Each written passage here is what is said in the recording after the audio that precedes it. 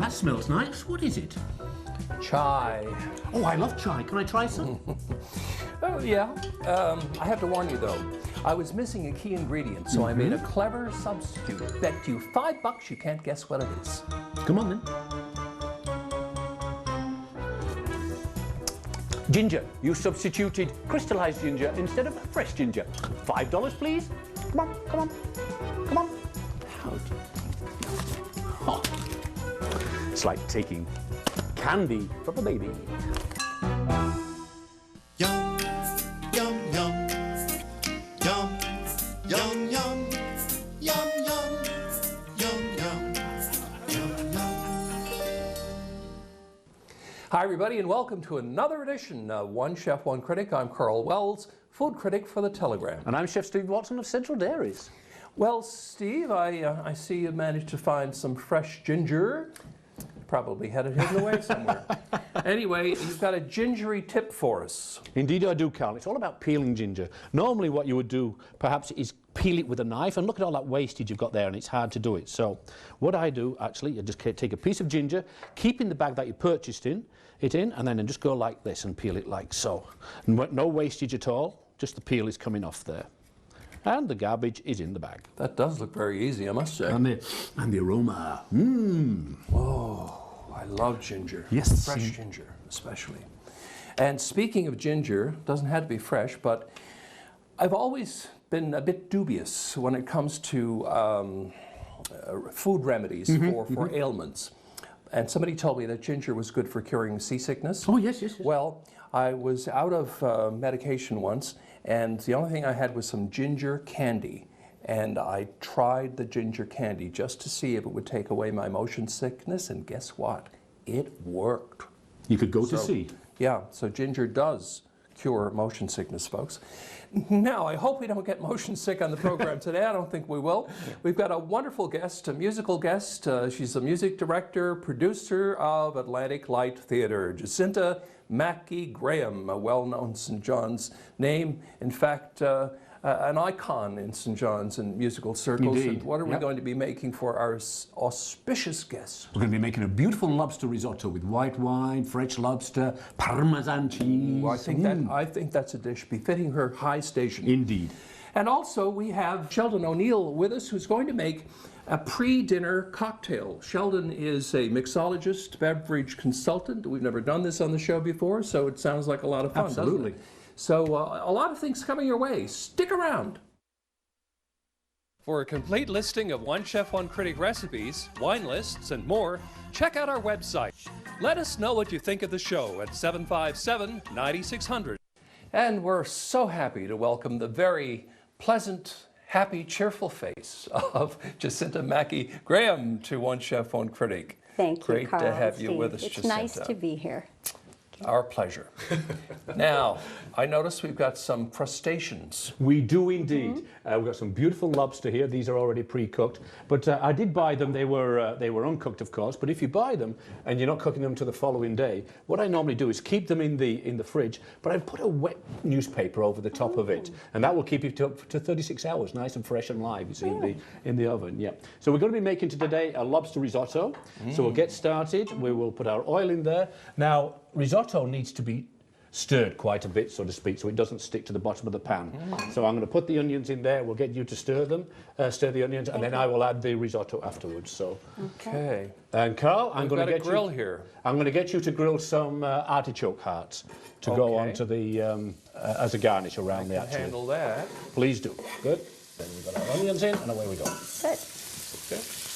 Jacinta, I read on a certain website, Jacinta Mackey Graham is a firecracker. I've never met a human firecracker. What do they mean when they describe you as being a firecracker? Oh my goodness, I'm sure it's a wonder my parents didn't call me that when I was born. I guess I'm a very impassioned person. And when I decide I'm doing something, I'm doing it, regardless of the obstacles. And you have a lot of energy too, I imagine. I do. I do. Thank God. Yes. And do you ever run out of energy? I sometimes say I'm like a puppy. I can go and go and go, Yeah. and then I crash. Yeah. So when I'm doing something like adjudicating at a music festival or whatever, I have endless energy. When I'm directing a show, I have endless energy. And then in the couple of days afterwards, I Right. can't get enough sleep. Yeah. Well, So that's how it works. That's my secret. and who could blame you? Now, I want to talk about performing. I suspect you must have the performance gene, because it was at 10 years of age when you pretty well made the decision that you were going to be a performer in some way or other.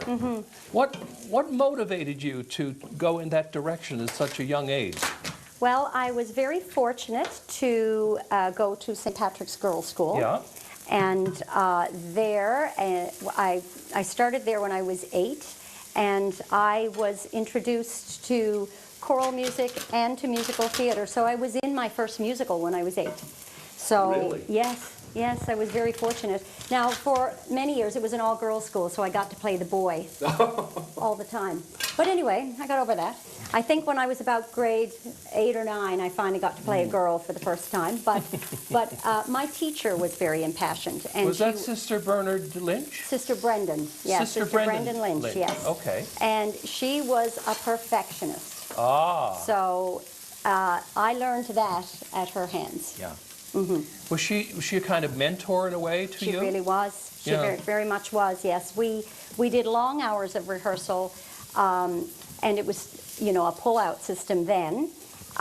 So, we were pulled out of class lots Yeah. for our performance stuff. And, so everything had to be perfect with her, Right. which I think is a marvelous gift. Yes. Because Yeah. it has driven me to, I'm saying my students have been driven crazy, but I like I to did want to turn say around. this, Jacinta, but you've drug it out of me. That website also described you as a persnickety director. Here we go. Yes. It's all coming out. You It's didn't, all Does his coming up. research, doesn't he? Yeah. you didn't know you were on TMZ, did you? Yeah, persnickety's a good word, yes. Well, I guess when I have a vision for something, when I decide that it's in the person, it has to be in the actor. So I think that's fair. If it's in the actor, I won't settle until I know it's drawn out. Because in the end, it's rewarding for everybody. For me and for them. Yeah, exactly. Yeah. Now, at the age of 13, you became so proficient in music that you actually helped coach your fellow students at St. Patrick's Girls' School in getting ready for the Kiwanis Music Festival. My gosh, did you ever do research? Where are you finding this stuff? Well, it doesn't matter as long as it's true, It's true. Well, then, again, that comes back to because Sister then I had to Brennan. fire my researchers. Oh, my God. Okay.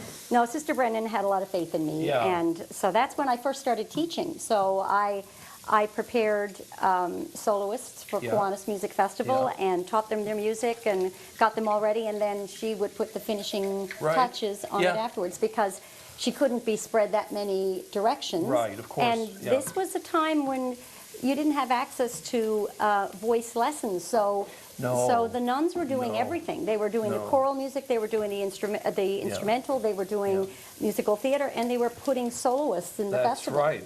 Yeah. Yeah, exactly. So what we did there, we sweated off our onions until they were Okay. translucent. We added our arborio rice, and now we're going to add some white wine and some chicken stock. So the quantities is 2 to 1, so 1 part rice to 2 parts liquid. So Okay. there we go. And what have you been doing with the lobster over there? Okay, what I did, I've taken all the meat out of the shells, and all I've done is just like with a claw, a knife into it, turn it, and then that claw will just come out nicely, you see. Oh, easy for you. Easy for me. Yes, I was just Easy going to peasy. say that. Thank God I'm just doing the rice part. Beautiful claw there. look. Oh, look at that. Yep. That will be our garnish. I'm always a little nervous with working with lobster because I always feel like it's not foolproof. You know? I feel like chicken, you can't go wrong, Right. but this is persnickety. Persnickety. There you go. That's for sure. Jacinta, you did your undergrad degrees in music and music education at Memorial, but then you went to, I think it was Eastern Michigan U, I did. to do your master's in did. theater arts. I did. Why yes. did you choose EMU? They had a focus in, it was a performing arts program, but it was a focus in children's theater.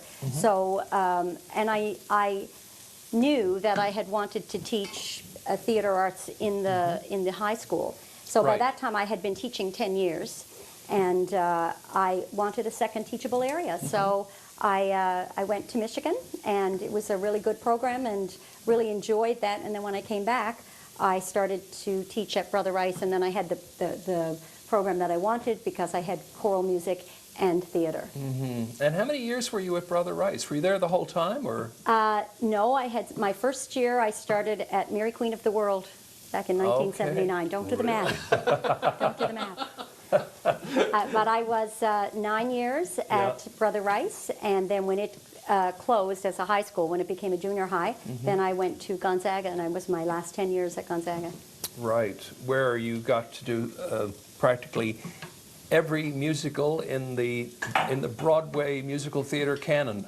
Yes, well, the first musical I did was actually at Mary Queen of the World in '79. What was that, by the way? It was Annie. Annie. And so I had The sun'll come out tomorrow. Yes. Bet your bottom dollar that tomorrow Research. there'll be sun. He's good. I'm auditioning. I think so. Well, I think you might be a little old for Annie. Yeah, I think so. But at least you know I can sing. I do. So Daddy Warbucks might be in your future. You know what I auditioned years ago for Francis Dawson. Oh, yes. And I was remember in The Francis. Music Man in 1974 with Gordon Pinsent. And my rehearsal, or my audition number was Edelweiss from The Oh, Sound my of Music. goodness. Yeah. Anyway, enough of that. I'm going down to the cellar to sing some more. Oh, okay. Please do. Get a Please do. Okay. So we'll just keep stirring that, and once it comes to the boil again, we'll put a lid on it, and we'll cook that for about 25 minutes. Okay. And then we'll add our lobster to it and some peas for colour, and then we're going to garnish that with our grilled artichoke halves. So this sticks on easily, eh? It does, yeah. And we welcome Martin Verhoeks of P&S Wines, Karl, folks. it's a pleasure to be here. And so we have a very, very elegant dish. Almost as elegant as you look today. Well, thank you very It's much. lobster risotto with artichoke hearts. So what kind of white wine, I assume, would we have with this Yeah, dish? absolutely white. I would go with white for this one, definitely. So to complement this dish, you can either complement or contrast the dish. So in this case, with the first wine, we'll try to contrast it. This is a Spanish sparkling. It's not really a cava. It has been made in the méthode champenoise. So it's like the champagne production method, but made with Verdejo grape. It's $25. It's very elegant wine. That is a very good price. It's a lovely wine. For a wine made in the champagne method, that sounds like a good deal to me. No, it's a lovely, lovely product. And then the next one is Calais. It's Italian. It's it's pecorino. There's cheese in your dish, Italian cheese. There's Parmesan in there. So There's butter. There's white wine. There's lots of things going on. So Yes. this one would be an excellent choice as well. Yeah. Risotto dishes, typical for Italy. So Italian wine, Italian dish. The next one absolutely. is something really special. This one, first of all, is $25 as well. The third one here is very special. It's $40. It's Carballo Gallego from Galicia. Yes. It's Albarino, but it has been in oak, in Galician oak, and it's also it's been sur lit. Which means it has been on its lees, Yes. and the lees were stirred. Right. So it's a very creamy wine, still has lots of acidity. It's very, very luxurious. It's about $40 and it comes boxed like this. So it's a beautiful wine. Nice wine for a gift. Oh, it's a great wine, absolutely. You know what? Because we have, I guess, a quintessential Italian dish, I'm going to favor the Italian wine and go with the Calais. Calais. Absolutely. There Good we choice. go. Thank you, Martin. Just take our last spoon of our lobster risotto out. We'll garnish that with some of our grilled artichokes that Karl made. We'll put 1, 2, 3, 4, and 5, just like so. And we'll garnish it with our last lobster claw. Now let's go and see Jacinta and Karl in the dining room and see what they think.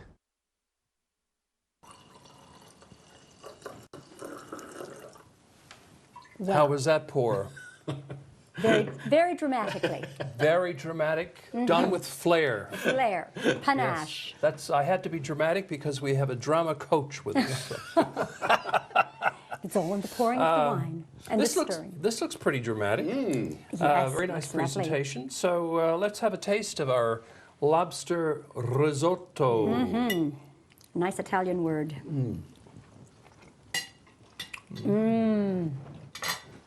It was all in the stirring. Excellent. All in the stirring. I could tell. I'm a natural. Yeah, I can taste the wine. It's very buttery. Lovely. And the cheese. A fine job.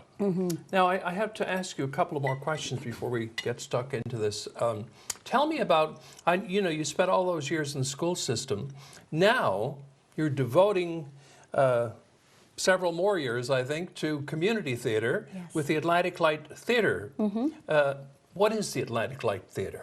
Well, it's a company that I started with Doug Vaughn in 2013. And as soon as the rights became available to do Les Miserables, we thought that's a perfect start for us, for our company. And so that year we brought home Jonathan Monroe to star in our production. And our philosophy is to bring in high caliber people like Jonathan, professional actors that either live abroad or live here within our midst, and have them work side by side with people, actors from our community, to produce really high quality theater. So what role do you take, and what role does Doug Vaughn take in running the company? Well, that's a good question. Yeah. Technically, I am the artistic director and he is musical director, but we really do work side by side because we both come from a music degree at Memorial University, and though I look after most of the drama stuff, he always has an input on that, and when he's doing the music side of things, I have an input on that. So it's very much a team. What are the houses like now for local theater productions? Are people attending? Well, we've had great success. Les Mis was completely sold out, Sister Act was completely sold out, and there's a lot of theater going on, and there's a lot of theater companies in St. John's, and they're good, and so it's nice to know that theater is being very supported in the city. Well, I hope so, because you can't sit home watching television all the time. I know we're on TV, folks, and I certainly don't want you to go out on Sunday evenings at 7 o'clock, but it's nice that people are going out to theater, because there's nothing like seeing live people on stage acting or singing or dancing or whatever. It is truly magic. There is something that you get from the immediacy of theater, that feeling that just translates from the stage to the audience. And you don't get that from television. Even when you see recorded performances, you don't get that electricity. And that's what we seek all the time, that magic. Well, Jacinta Mackey Graham, I want to thank you for making so much magic on stage for so many years, and for all the magic that you're going to continue to make. Oh, thank you. Thank you for being on One Chef, One Critic. And Coming thank you up for next, having me. Next, we have Sheldon O'Neill, who's going to make us a cocktail called Sailor's Thyme. Stay tuned. Well, our next guest is a mixologist. He also does some consulting with restaurants and clubs around town. He's got a day job that's separate from that, but we won't go there. Mixologist is an interesting term. It's one actually that I don't really agree with, because I prefer the term liquid chef, because when you think about it, he actually creates recipes and executes those recipes. And like a savory chef or a pastry chef, he's working with vegetables and fruits and herbs and spices and liquids. Yes, obviously, some have alcohol in them, but it's more of a chef type occupation, I think, or avocation than anything. At least that's what I think, Sheldon O'Neill. Sure, yeah, What I do you agree think? with that. Yeah, absolutely. I couldn't agree more, Chef. You know, I couldn't agree more. So anyway, we've got a few things arrayed here. What are you gonna make for us? Because when I asked you to be on the show, I said, can you come up with something that people would have maybe before a dinner party? Yeah, absolutely. Yeah, and more along the aperitif side of things, so something to stimulate the appetite, as opposed to a digestive, which is generally, I find at least, a more sweeter type of That you cocktail. have after dinner. Absolutely. Right, okay. Yeah. So let's get started then. What have we got? Sure, yeah. So this one's a drink created for the St. John's Fish Exchange. So went with some fresh thyme here. So it's not always in season, so it might be a little bit difficult to get at times. Luckily, you got some nice fresh thyme here today. Looks good. Yeah, so this one's going to be a gin-based cocktail. I guess the key ingredient on this one as well is this locally made third place tonic, which is a small batch. Yes, I've heard that. It's getting a lot of traction in a lot of different restaurants, especially in Atlantic Canada, and they're starting to ship globally now as well, which is great. So the guys have got a really great product there. Very aromatic, very floral. I've made jokes that you could use as a cologne. I think the one thing you have to remember about this one, though, is that this is a concentrate, so you have to mix it with water, right? That's right. So Okay. it's non-carbonated, so it's just a pure small batch tonic. So mixing that with just a straight up soda water, and if you have a soda stream that carbonates your water, then that's your best bet. 'Cause you're not adding any extra flavor, and you're keeping the integrity of the product there. Perfect. Yeah. So I guess I can get started on this one. Go right ahead. So first you're going to take some fresh thyme here and just drop that in your shaker. And you're also using fresh oranges instead of any sort of orange juice products. Yep. I like to use all the fresh produce when you can get it, and it's nice here. So we're going to do 2 today. So each batch, I'll call it what it is for one cocktail, but I'll be doubling up as I go. So the juice of a full orange. And for the thyme, you usually put about 6 sprigs, I guess. Usually do a taste first just to see the strength of it, just to make sure it's not too strong or too weak, so you balance it out well.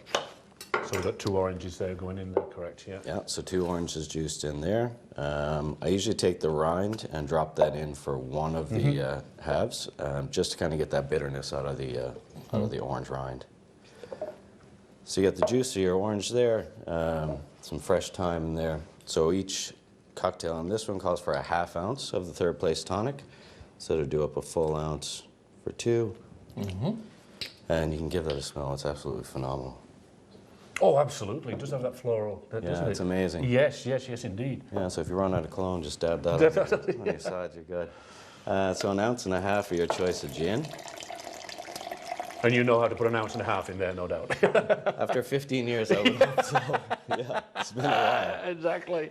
Next one, so it's 1 ounce of egg white, so it's just basically 1 full egg, so the white off a full egg. And drop that in there, so we'll double that up. And then you take your lemon and just Do this much the just a same little things you do. squeeze there, yeah. So you can squeeze that out. And then that's pretty much it. Shake. Give it a good shake, yeah. So with the egg white in there, the idea behind that is Yep. mostly to give it quite a bit of body, texture, and it gives Okay. that top foam on the head. So you just got a little bit of ice in there, I see. Pre-iced here, yeah, for convenience. So you drop your ice in there. So use these Boston shakers. Yeah. From one side to the other side. Now you need the music. That's right.